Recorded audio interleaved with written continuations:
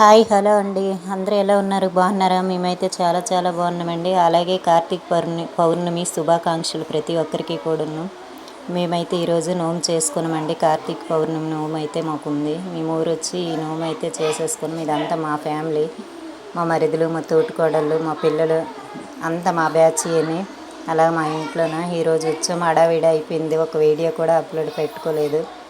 గుడికి కూడా వెళ్ళడం అయిపోయింది. పూజ అయిపోయింది. గుడికి వెళ్ళి వచ్చాం. భోజనాలు అన్నీ అయిపోయాయి. ఇప్పుడు పెట్టాను వీడియో, షార్ట్ వీడియో చిన్నది పెట్టుకున్నాను ఫ్రెండ్స్. ఆ కేదారేశ్వరుడు ఆశీస్సులు ప్రతి ఒక్కరికి ఉండాలని మనస్ఫూర్తిగా కోరుకుంటున్నాను ఫ్రెండ్స్.